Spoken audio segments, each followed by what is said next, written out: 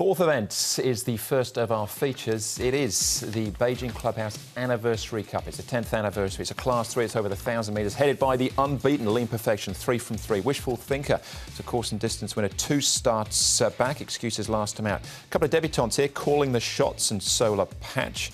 We got Born to Achieve. He was a winner over this trip, but on the all-weather back in November. Intrepic, he's been off since the end of January.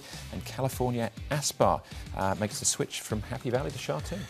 Solar Patch has got some pace, so he could be in the firing line early, but Mr. Right, generally faultless out of the gates, could potentially take it up. California Aspar, Top Beautiful to be handy. Born to Achieve's a 50-50. He can get away well sometimes.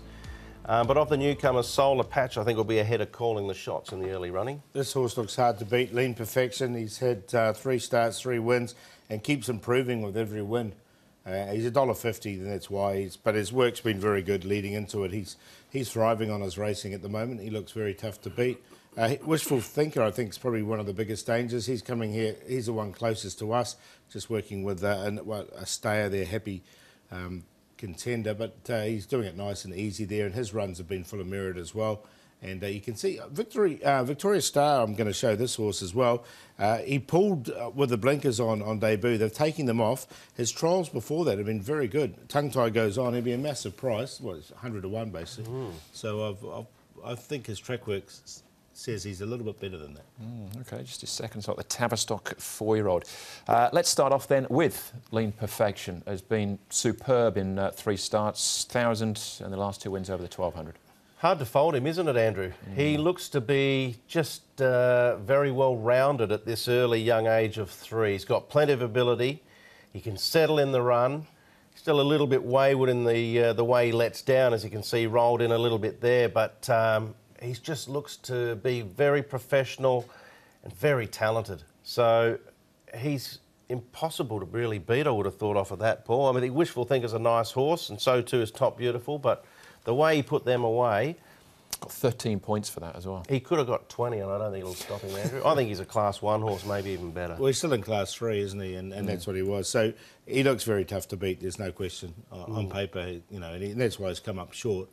And he should get the race run to suit, all things being equal. Yeah, he's a little bit deceptive in the way that he lets down. I mean, he doesn't look like he's much better than the rest of them, but he covers the ground so well. All right, Wishful Thinker may well be the biggest danger.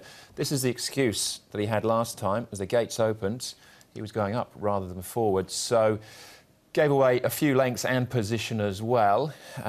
Chad's recovered quite quickly and got him onto the back of the field. As a result, his winning chance had gone.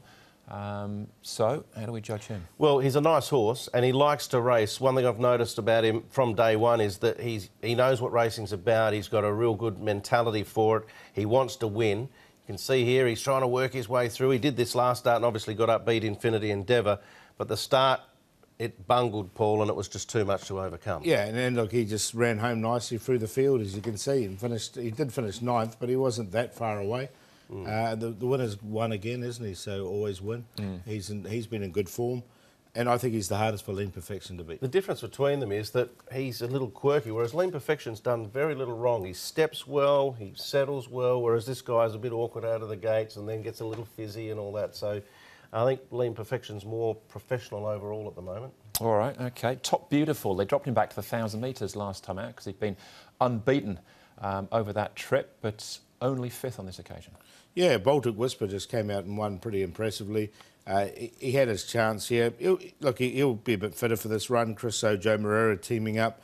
I think he'll run well. He's only had the limited starts here in Hong Kong, and he's won 2 of them as well. That's from his 6 starts, so I found a place for him on a minor line. He's unbeaten second up, only had the 1 go at it. I remember Chris So saying he's a bit of a lazy horse in his track work. I think that could potentially be creeping into his racing a little bit. So Thinker. Maybe some blinkers at some stage might go on. All right, OK, that was Top Beautiful. 2 first starters. Start with Calling the Shots.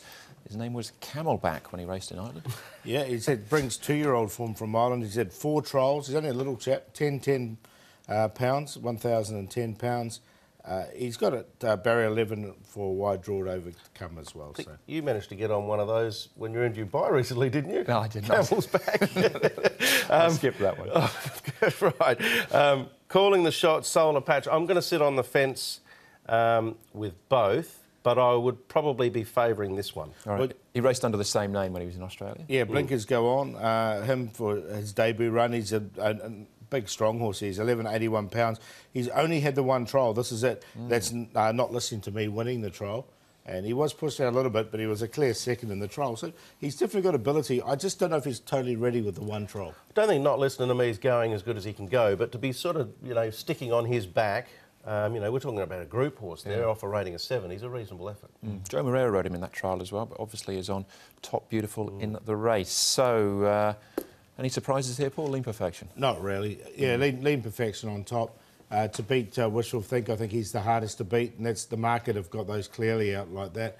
Top Beautiful in there for third. The blowout one to add some value to exotics would be Victoria Star. I think there's definitely some ability for this horse, a mile eventually, but his track work's not been too bad. I think he'll be getting back. He could be a horse to follow out of the race and run on. But 1, 2, 6 and 3, but I'll be playing exotics.